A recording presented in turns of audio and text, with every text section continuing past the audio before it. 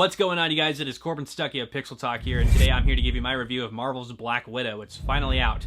This film was supposed to come out last year of May of 2020, but unfortunately that's around the time when the pandemic had started.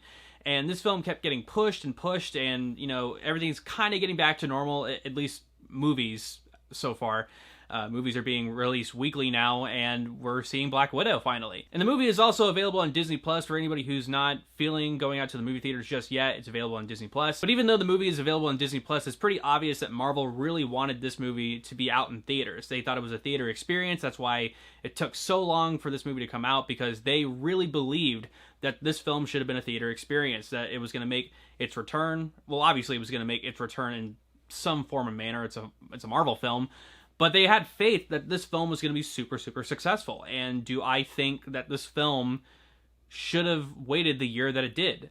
In some aspects, from a financial standpoint, I do believe that.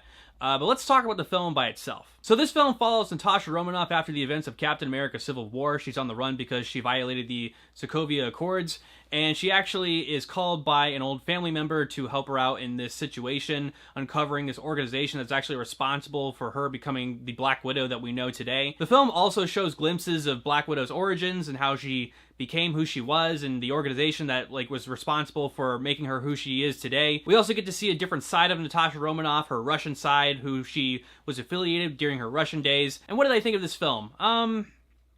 It's good. Yeah, I mean, it was better than I expected, but overall it's pretty much what I expected. Yeah, it's a Black Widow film. Obviously, they made this film because she died in Avengers Endgame, and we all missed her, and Marvel saw an opportunity to finally make a Black Widow film, even though we've been saying for years that Black Widow is a perfect female character to make a Marvel film of, but then they saw money because she died in Endgame, and they were like, okay, we need to present this character one last time. And that's really what it kind of feels like. It feels like Marvel's taking advantage of a situation where a character is just probably not going to appear in future films, and they're like, okay, let's give fans one last movie, focused entirely on this character. And for the most part, the movie is good in terms of a Marvel film. Actually, I was thinking about this while I was watching the film, and if you think about it, all Marvel films that come out are basically, they're all spin-off films.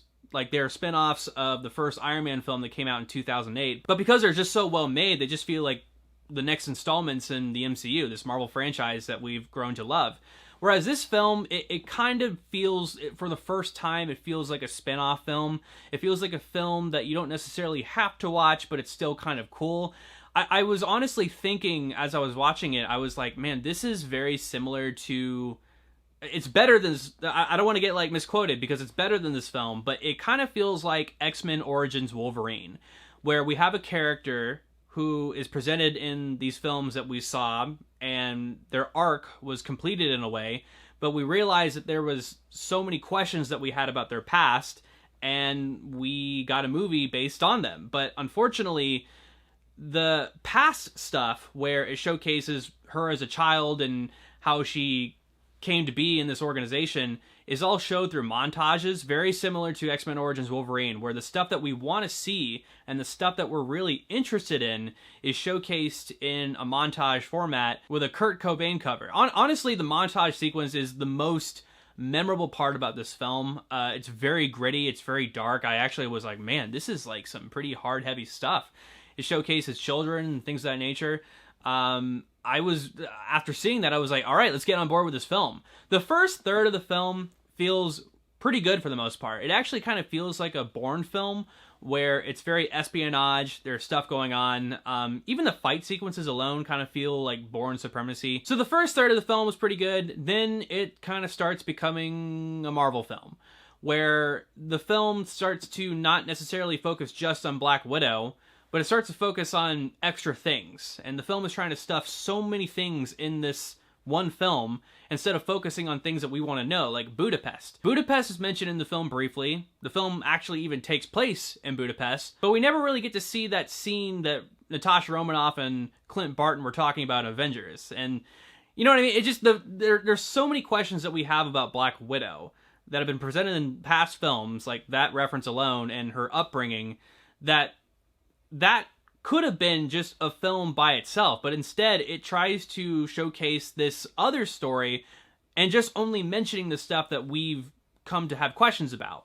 The film decides to focus on Natasha Romanoff's surrogate family when she was a kid Russian spy, and it's pretty good for the most part. Everybody's doing a pretty terrific job in terms of this performance and trying to figure out if what they had was an actual family or if it was just fake because they were spies. I apologize if I get this actress's name wrong. I've seen her in other films like Midsommar. Florence Pugh.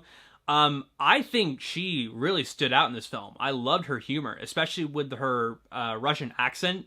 She has a lot of dry humor in this, and I was like, yep, I think you're my favorite part of this film. David Harbour is actually a really good add-on in this film as well. I like seeing that different variation of a Russian Captain America, Red Guardian. I also love how, like, because Black Widow is part of the Avengers, he goes up to her, and he's like, does Captain America talk about me? Because I'm basically Russian Captain America. I like stuff like that. So, like, little Marvel hints like that's fine. That's actually really interesting and broadens the universe a lot. But my main problem with the film is because it's a Marvel film, it feels like it needs to add more stuff besides Black Widow to be entertaining. Not only do we have Black Widow in this film, but now we have, like, these Russian characters from the Marvel Comics, and it feels like it's just trying to add a little bit too much when all we really wanted was a film that focused on the origins of Black Widow. And those origin sequences are only showcased in a montage, and I was just kind of really disappointed with that. There is stuff about this film that I do enjoy, how it brings back certain things from the first Avengers film, how Black Widow is really good at interrogating. Like, she will make someone think that they're ahead of her, like, mentally, but then she's actually in control of the situation and just playing mind games, and she's actually just kind of receiving information on the spot. So I really enjoyed that. The movie still has a pretty good understanding of her as a character, and not only is she really good at fighting and stuff like that, she is a spy. She's able to get this information on the spot. But overall, I just kind of feel like this film, like I said, was made just because she died in Avengers Endgame, and they're like, okay, like, the fans been wanting this, we might as well just give it to them now, and it just feels pretty basic for the most part. This film didn't make me mad or anything. I saw it, and I was like, okay, yeah, we got a Black Widow film. I just feel like it could have been better for the most part. The film even tries to pull a Captain America Winter Soldier where they think a character is dead, but it's actually one of the characters that's after them in this film. I was like, okay, yeah, you're just trying to be Captain America Winter Soldier. But overall, I enjoyed this film. It was okay. Like, it was a nice little, like, homage to Black Widow. We're probably not going to be seeing her again, but I like how it broadened the universe just a little bit with these added characters, especially her sister. Stay after the credits. You're going to want to stay after the credits. You're going to be like, oh, so that's what they're doing. Okay, yeah, do that. I'm excited for that. So yes, guys, that's my review of Black Widow. Comment down below what you guys thought of this film, if you've seen it yet. Like this video, share it, and please subscribe to PixelTalk if you haven't yet for more movie reviews, game reviews, show reviews, and so on. Thank you guys so much. I am Corbin Stuckey, and this is Pixel Talk.